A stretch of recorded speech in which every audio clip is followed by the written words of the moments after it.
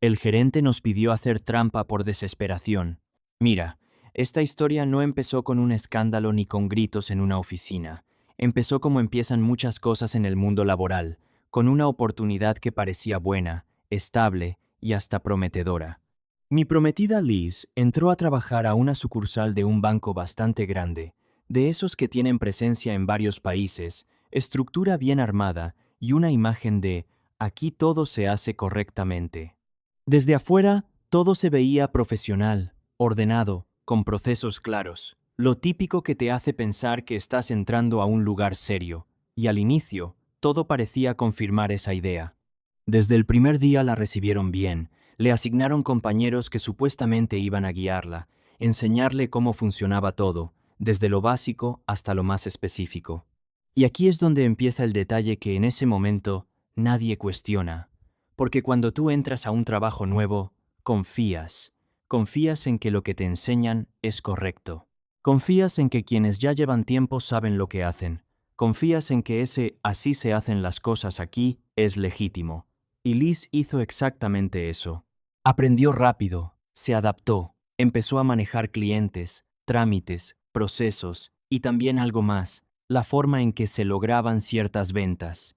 Porque aunque su puesto era de atención y servicio, también había una parte importante de colocación de productos, seguros, servicios adicionales, cosas que el banco necesitaba vender sí o sí. Y ahí es donde entra la famosa estrategia, que no se llamaba así oficialmente, claro, pero todos la usaban. Cuando un cliente llegaba a hacer cualquier trámite, algo sencillo, algo rutinario, el personal le decía que para completarlo necesitaba adquirir algún servicio adicional. No lo ofrecían como opción, lo planteaban como requisito. Y eso hacía toda la diferencia, porque el cliente, confiando en la institución, aceptaba, y la sucursal vendía, y vendía bien, muy bien, tanto que empezaron a destacar. Las estadísticas subieron, los números eran altos, las metas se cumplían e incluso se superaban. Empezaron a recibir reconocimiento interno, menciones, felicitaciones, ese tipo de cosas que refuerzan la idea de que todo se está haciendo correctamente. Y claro, cuando te premian por algo, no lo cuestionas, lo repites, lo perfeccionas, lo normalizas. Liz, al inicio, ni siquiera lo veía como algo raro. Era simplemente cómo se hacen las cosas aquí. Y como todo el equipo lo hacía, como nadie lo cuestionaba, como incluso los resultados eran celebrados, pues parecía lo correcto. Pero ya sabes cómo son estas cosas. Cuando algo está mal, aunque funcione, eventualmente alguien lo nota, y ese alguien fue un cliente. Un tipo que no solo no se quedó callado, sino que decidió llevar la queja hasta donde tenía que llegar, y ahí fue donde todo se empezó a desmoronar. Porque una cosa es que todos en la sucursal estén de acuerdo, y otra muy distinta es que la empresa, como institución, respalde ese tipo de prácticas, y no lo hizo, para nada. La respuesta fue inmediata. Capacitaciones obligatorias, revisión de procesos, advertencias formales, cartas administrativas. Y lo más importante, dejar claro que lo que estaban haciendo estaba completamente fuera de las políticas. Y ahí fue donde Liz se quedó en shock, porque su defensa fue genuina. A mí me enseñaron así, y era verdad. No era excusa, era la realidad. Pero en el mundo laboral, eso no siempre te salva, porque aunque no lo hayas inventado tú, lo hiciste, y eso tiene consecuencias. Al final, logró mantenerse en el trabajo, aceptó las nuevas reglas, entendió la situación, pero algo cambió, no solo en ella, en toda la sucursal. Porque de repente lo que antes era normal se convirtió en riesgo, y todos tuvieron que ajustarse, apegándose ahora sí a las reglas reales, haciendo las cosas bien, sin atajos, sin presión disfrazada, sin engaños. Y adivina qué pasó. Las ventas se desplomaron. Después del escándalo interno, de las capacitaciones, de las advertencias y de ese ambiente medio tenso donde todos estaban tratando de actuar como si nada hubiera pasado, pero claramente sí había pasado, la sucursal cambió por completo su forma de operar. Ya no había espacio para interpretaciones. Ya no había margen para improvisar con los clientes, y sobre todo, Ya no había ese empujón disfrazado que antes usaban para cerrar ventas casi de manera automática. Ahora todo era transparente, literal. Si un cliente iba a hacer un trámite, se le hacía el trámite. Si querían ofrecerle algo adicional, se hacía como debía ser, explicando, proponiendo, dejando claro que era opcional, sin presión, sin condicionarlo, sin ese truco que antes hacía que todo fuera más fluido. Y en teoría, eso es lo correcto. Eso es lo que se supone que una empresa así debe hacer. Pero en la práctica empezó el problema, porque los números empezaron a caer, no de golpe, no de un día para otro, pero sí de forma constante. Lo que antes eran metas superadas, ahora apenas se alcanzaba. Lo que antes era motivo de reconocimiento, ahora era motivo de revisión.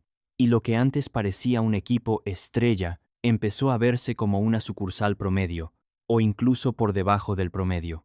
Y ahí fue donde empezó la presión, primero leve, comentarios en reuniones, hay que mejorar los números, sabemos que pueden hacerlo mejor, antes lo hacían excelente, ¿qué está pasando? Ese tipo de frases que no son amenazas, pero que sí te dejan claro que algo no está bien. Después, la presión subió de nivel.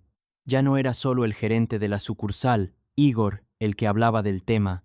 Empezaron a involucrarse supervisores, gente de arriba, incluso el regional, y ahí ya no era sugerencia, era exigencia. Las metas no están alineadas. Necesitamos resultados. No es suficiente con cumplir lo mínimo. Y esto es importante. Liz me explicaba que sí estaban cumpliendo. No estaban fallando. No estaban en números rojos. Estaban haciendo lo que se les pedía, según las reglas, pero ahora cumplir lo mínimo ya no bastaba. Querían más, mucho más, y eso empezó a desgastar a todos. Porque imagínate estar en una situación donde haces todo correctamente, sigues los procesos, respetas las reglas, y aún así te dicen que no es suficiente, que tienes que dar más, pero sin decirte cómo. Y eso genera frustración, muchísima. Liz llegaba a la casa cansada, pero no solo físicamente, era ese cansancio mental de sentir que estás haciendo lo correcto, pero no estás siendo reconocido por eso. Al contrario, estás siendo presionado como si estuvieras fallando, y lo más irónico es que incluso los jefes lo sabían, porque hubo intentos de mejorar la situación de forma legítima. Capacitaciones nuevas, talleres de ventas, simulaciones con clientes.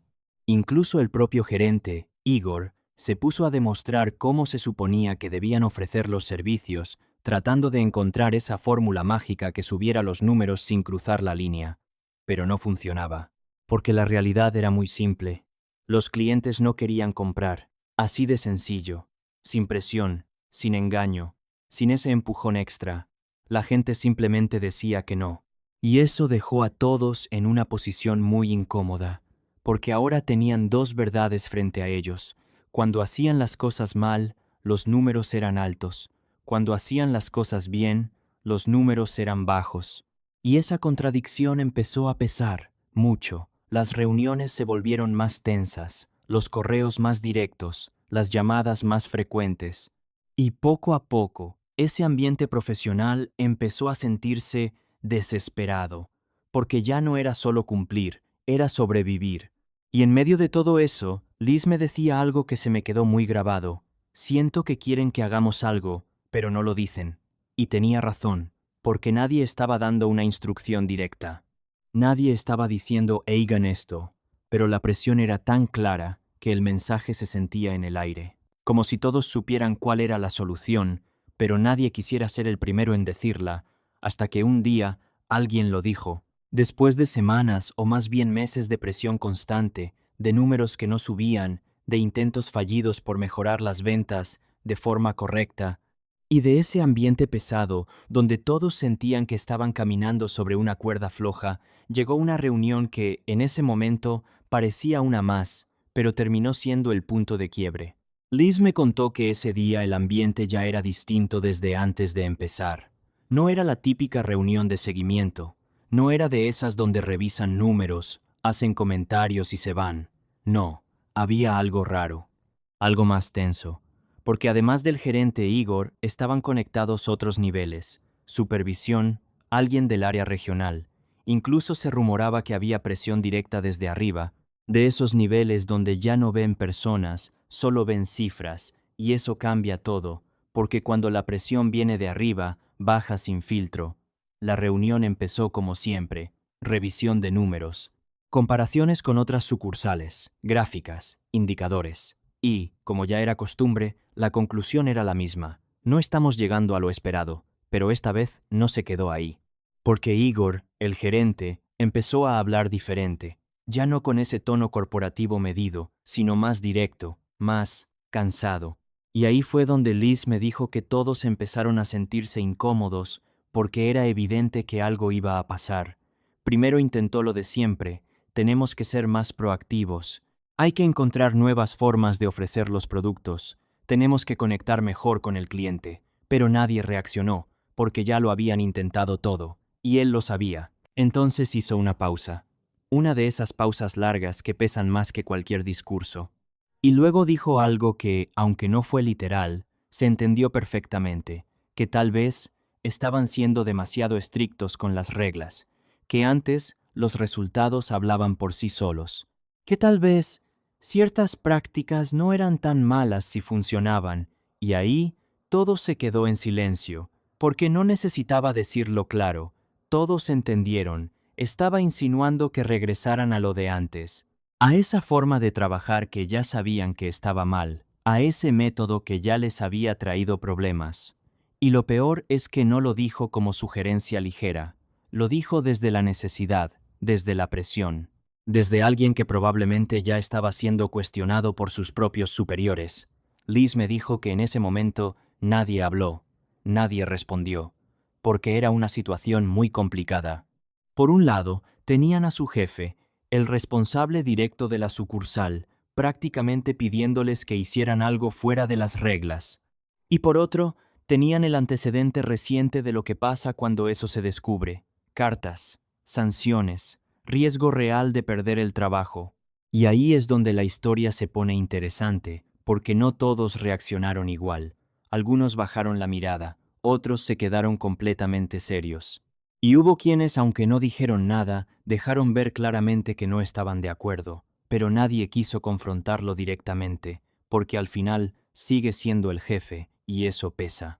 Igor intentó suavizarlo, dijo algo como, no les estoy diciendo que hagan nada incorrecto, pero necesitamos ser más estratégicos, esa palabra, estratégicos, que en ese contexto ya no sonaba a estrategia, sonaba a rodeo, a disfraz, a decir lo mismo sin decirlo, y ahí fue donde Liz sintió algo muy fuerte, no miedo exactamente, pero sí una incomodidad muy clara, porque ahora ya no era una suposición, ya no era sentimos que quieren algo, ahora era evidente, y eso cambia todo, porque cuando la presión es implícita, puedes ignorarla, pero cuando se vuelve explícita, aunque sea a medias, ya tienes que decidir qué hacer, y esa es la parte más difícil.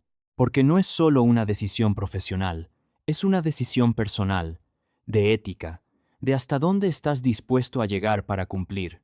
La reunión terminó sin acuerdos claros, sin instrucciones escritas, sin nada que pudieras usar como respaldo, solo ese mensaje en el aire, ese ustedes saben a qué me refiero, y eso, honestamente, es lo más peligroso, porque deja todo en manos de los empleados, sin protección, sin claridad, con todo el riesgo. Cuando Liz me contó eso, yo no tuve que pensar mucho.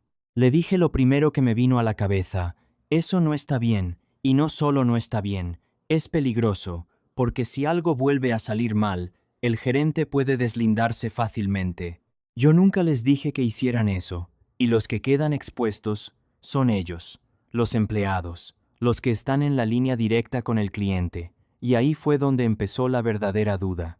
No sobre qué estaba pasando, eso ya estaba claro, sino sobre qué hacer ahora. Después de esa reunión, nada volvió a sentirse igual para Liz.